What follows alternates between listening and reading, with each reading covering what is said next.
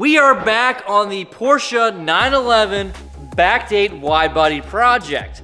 This week we're gonna work on the front end of the car, which means I'm gonna be installing the front fender flares, but there's more complicated parts to this than just installing the flares, like the rear end. The rear end, all we had to do was weld shut the torsion bar holes and weld the flares on. That's pretty straightforward. Whereas with the front, we're gonna have many different challenges to overcome. So to start, we're gonna get the flares located where they should be on the car. Now these are turbo flares, which are from the later model 911s, not the long hood, just from the regular, we'll call them short hood. So they only reach to here, right?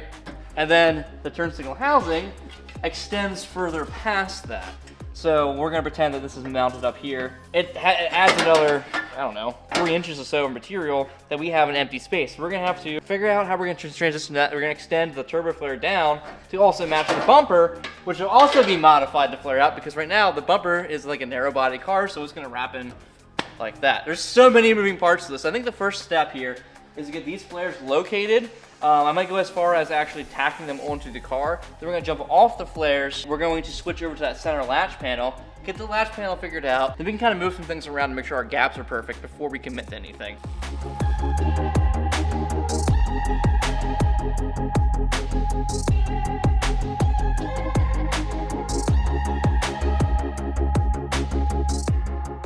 Yeah, so there's like, if you look up in here, there's like a plate, a mounting point for the fenders.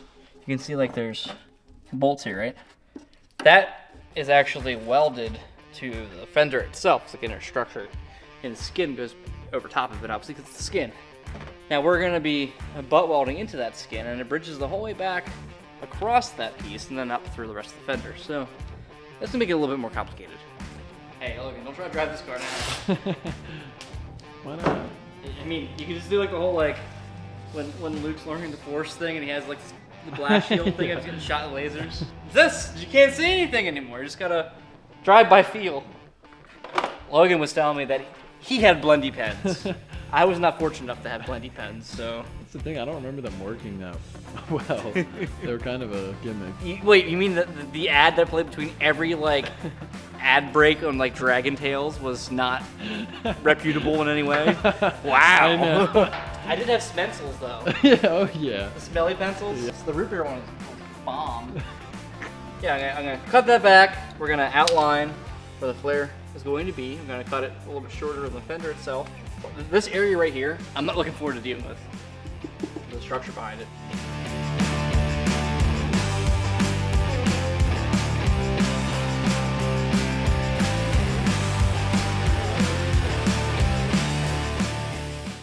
Got you this. No way. I'm gonna step on that later and be like, who left this here? It was me. I'm the culprit. So, what I've determined, we have a brace that runs behind here. I call it a brace, it's the mounting point for the fender. And my not straight dotted line. It makes sense to me, so that's all that matters. So it's roughly there. So what I'm gonna do is, I'm gonna use a sawzall, make a window here so I can use my shear. I'm gonna shear up through here to about this point, and then I'm gonna, go from here. I'm gonna have to use a cutoff wheel and just kind of just skim the skin the rest of the way off and try not to plunge too deep. Because this mounting point here for the fender, it floats. So there's a bunch of glue there, but it's 90 degrees from the car, and then it flanges over and then runs and is hemmed into the edge of the skin. So I want to make sure that this hemmed part stays. So I'm gonna cut everything short enough that I can keep the hem part, and then I can just butt weld to here and save myself a lot of work. This video has been paid for and sponsored by Masterworks. Now this project has been a lot of work so far, and the cost of materials is not making it any easier. The price of steel has doubled over what it was years ago. Now this has happened before. Prices rise and they fall. And usually when they go up, I can dip into my savings or investments to cover the difference. Except there's one problem. The stock market just wrapped its worst year since the 2008 crisis. But Masterworks is already helping 650,000 people take control. They've been featured in financial publications like Business Insider and Financial Times, and recently awarded one of LinkedIn's top 50 startups. Masterworks' office in downtown Manhattan has delivered tens of millions in returns last year by revolutionizing investing in contemporary art. Banksy, Picasso, Warhol, real paintings. And Masterworks doesn't even do tokens or digital assets. You're investing in real physical paintings, qualified with the SEC. Of course, fine art isn't going to be your entire strategy. But with all this volatility, it's a good reminder about why people diversify their investments in the first place. I haven't found a better way to enter the art market than Masterworks. And it makes sense why their paintings can outsell in days, even hours. I've left a priority access link down below. Thanks Masterworks for sponsoring this video.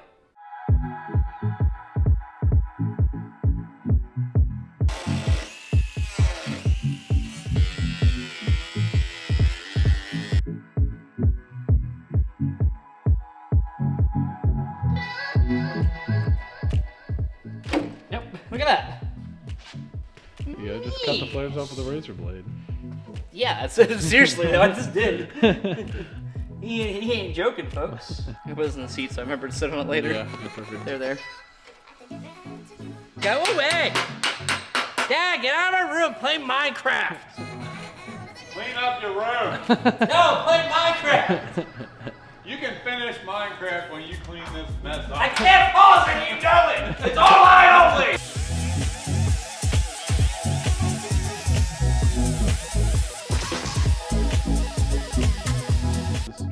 I said I'd quit, but these flares aren't gonna flare themselves. That's right.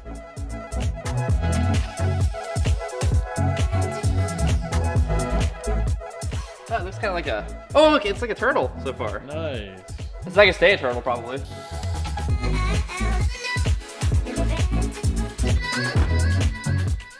The scribe that doesn't work. It does, but look at the tip on that thing. I know you probably can't see it. Probably won't focus well, but it's pretty Okay. not sharp anymore. Yeet. It's a banner. Yeet. There. Yeet. Hey! That's gonna stay there forever now. Yeah, I mean, I think that would actually work. That's pretty deep. I mean, the door's like hollow, Yeah. but.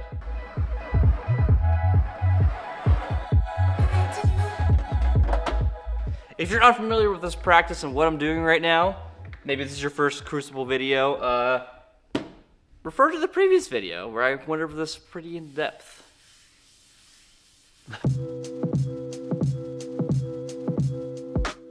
So I gotta cut, what I'm gonna do now is I'll cut it back to our scribe line. We'll see how tight of a butt I can get on this. I don't know what you're talking about. I'm referring to a butt weld, thank you.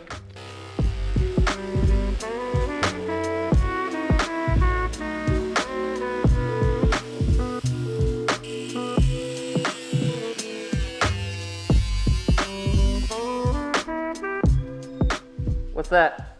It's the oil cooler panel. Oh, wow. Another part of this car. Yeah. So many parts of this car. They just show up. Right. Yep. I usually use a knife. I like to do it very surgically, not just rip and tear. That's still surgically. It's maybe not board certified. It was more like Battle of Gettysburg surgery. Yeah.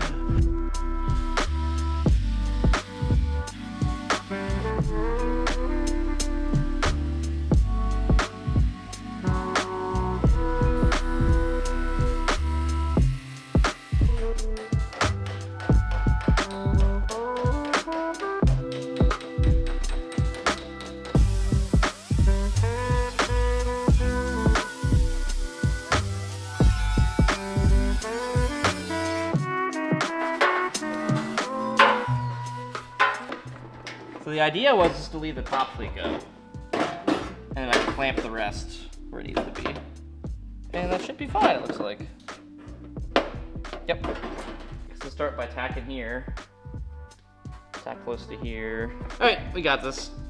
So push that up in itself when we go to weld it.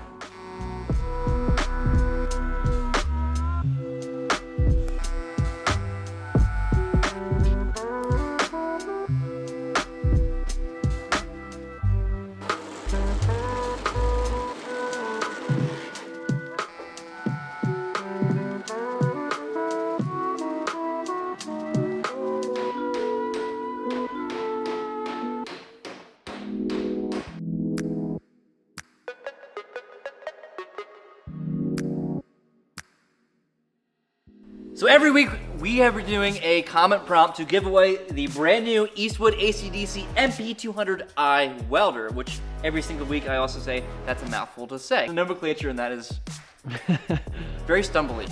Anyway, last week we asked you what your favorite moment on the channel was. This week the comment prompt is, what is the most fun car that you've driven ever?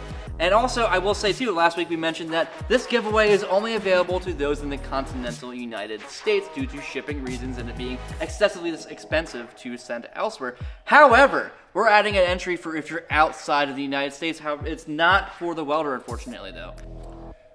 Instead, you can win one of these really cool shirts. Just tell us what part of the world you're coming from in the comments, and you stand a chance to win one of these awesome shirts. So the flare's tacked on. I went through and tacked it every roughly an inch, give or take, depending on how it fit up. And then I hammer and dollied to planish the tacks back out to stretch them up and be a nice even plane.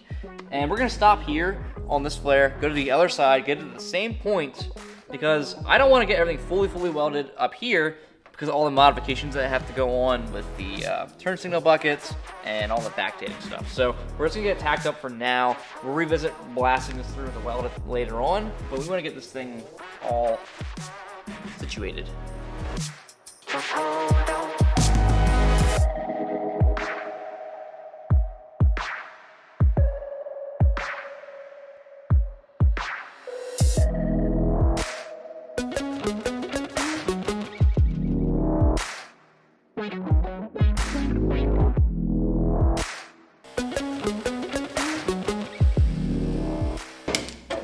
Is just realign that, no problems here.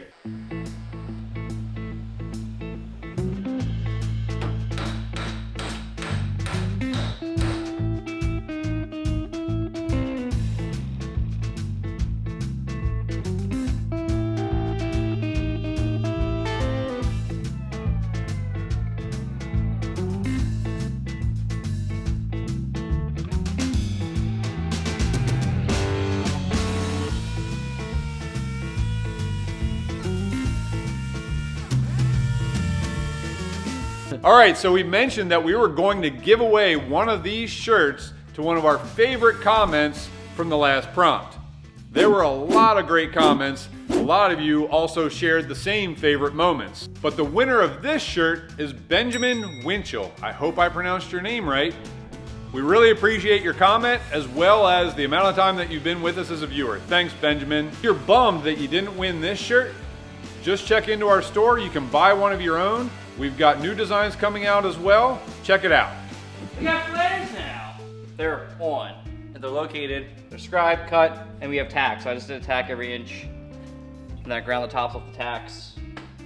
That's ready for a final blast through, but I'm gonna let it, we're gonna let it chill for now. We're gonna move to something else. But more importantly, I'm gonna say it again, we have all 4 flares on the car now.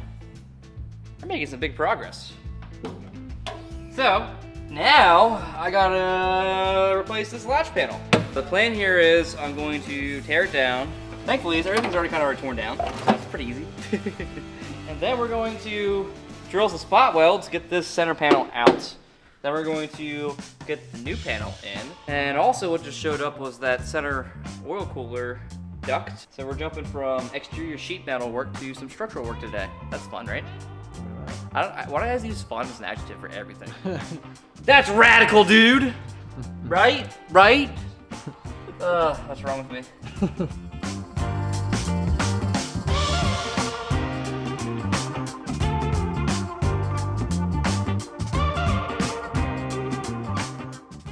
Close that. What do they call this? Nope. Call it the smuggler's box. Nice. It's where the blower lives and other air conditioning things if you have that. But it's a smuggler's box. We want to smuggle in there, Logan? Do not know. I'm thinking Dunkaroos personally. Keep everyone away from them. They're all mine. Dunkaroos. Dude, I love Dunkaroos.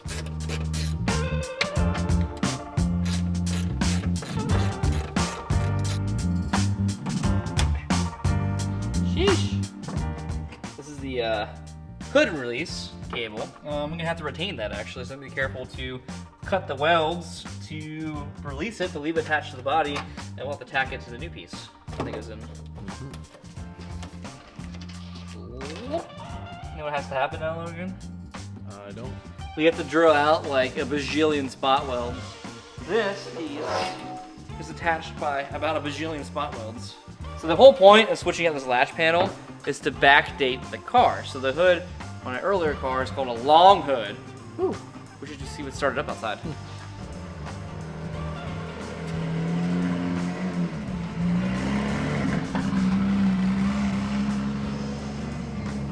Good old GT3. Anyway, maybe you let us finish the statement here.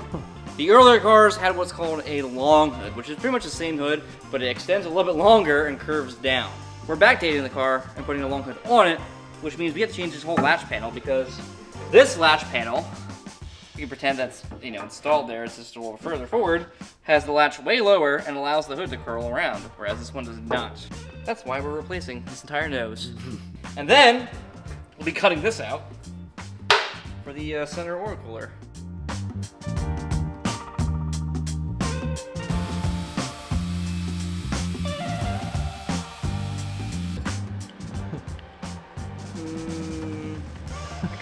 Might have to go without him this time. Oh man. Losing the cool points. Going in.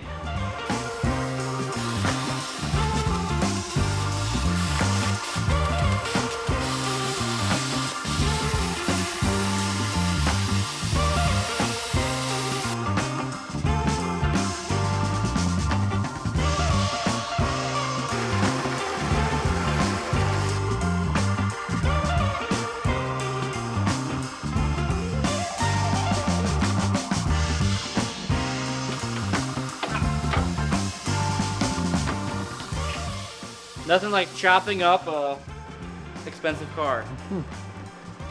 Look at this beautiful piece of automotive archaeology.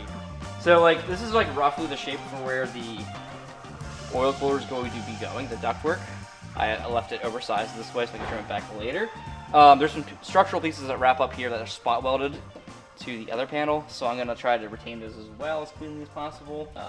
That's a problem for later. Right now, we're just gonna try to get this latch panel in. So I gotta drill out the spot welds here, drill out what's left of the spot welds in the bottom here, remove the rest of what's left of the original latch panel, and then we'll slap her in. There's room for activities now.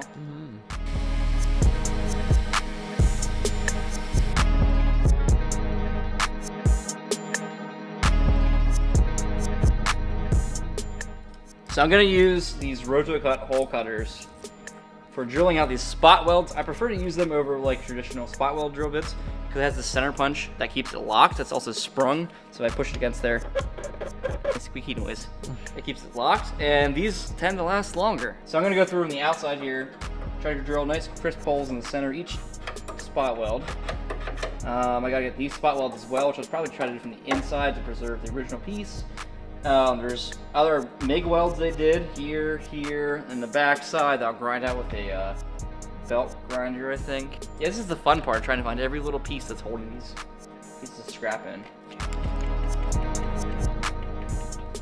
Now, good to not use these too fast, or you burn them up too quickly. Spot weld, there's one right here. So dead center if I can.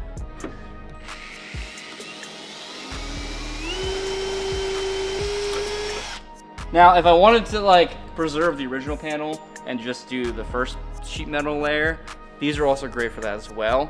However, you get to do it kind of by feel and stop and check. I'm just blasting through, so I'm not too worried about it, but.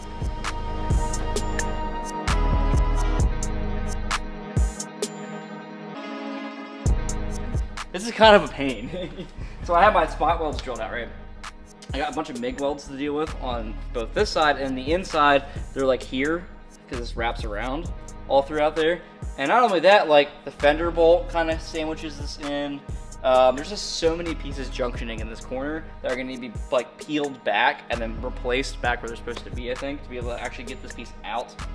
Because the new panel going in is not in pieces. I can't just like slide one side in, slide the other side, and then we're good to go. No, it's gotta like set in. So I can probably come from the behind here, but to be able to twist it in, I gotta do some finagling.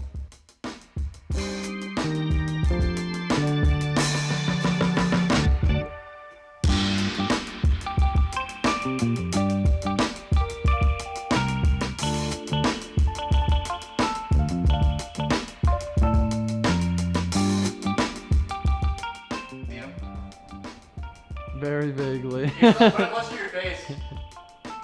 Tony's watching me from up there. That's gonna be our new office.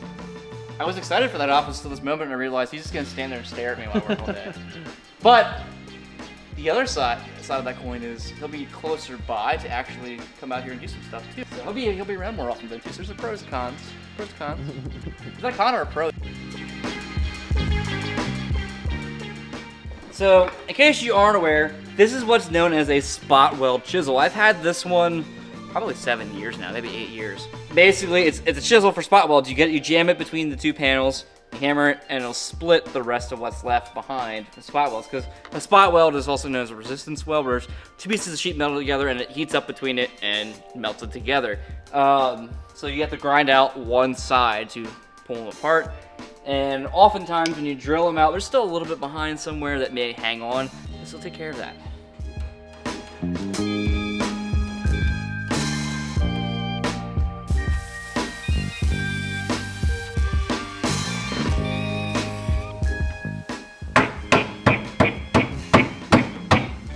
The old hand hammer strikes again. Oh yeah. It's OSHA approved. And Tony approved too. He loves it when I use my hand hammer. Yep. You can watch this video on Saturday and be like, no, not to do that. I'll be like, you're not my real dad.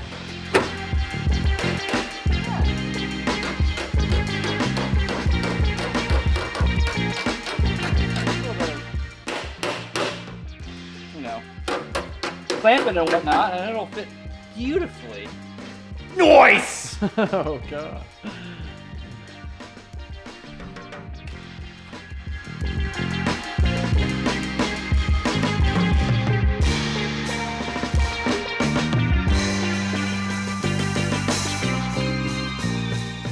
So, we have our front latch panel in its place. It's not welded in, because we're not going to weld it in yet because we have that center ductwork to make, or modify probably, and put in. And also, we got to cut up this latch panel, the back here, to fit it. I want to be able to remove this when we reinforce that rather than having to do it all inside the car. Save my back. Standing on your head on top Yeah. of the gas tank. Yeah, exactly. So right now, though, what's nice is we have this fully located, so we can slide it right back out and put it right back in repeatably.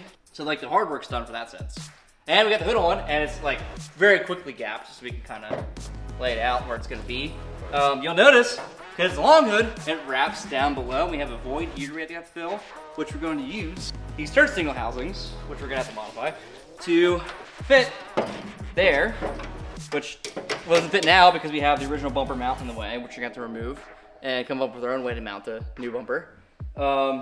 We're gonna fit this in here. We're gonna make sure the horn grill fits. We're gonna make sure the turn signal fits. And then you'll notice also, this corner here does not match the flare. So we're gonna have to make sheet metal, fabricate sheet metal that fits here.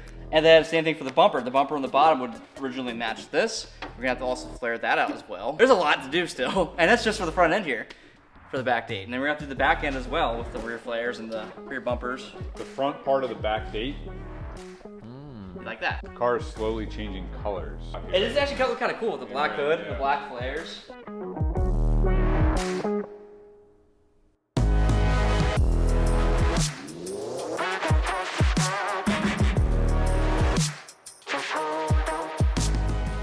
So that's a good stopping point on this build. Also, if you're worried about it, don't worry. We're gonna be back on the Porsche 928 soon with more updates on that build. Lastly, I'm gonna mention one more time, the store is now open. The link is in the description down below. You can get the blue Crucible shirt or the OG gray Crucible shirt, which is very limited in quantity because we're not getting any more of this printed. And we'll also have some more things on the store coming up soon. So thanks guys for all your support, and we'll catch you next Saturday. Later.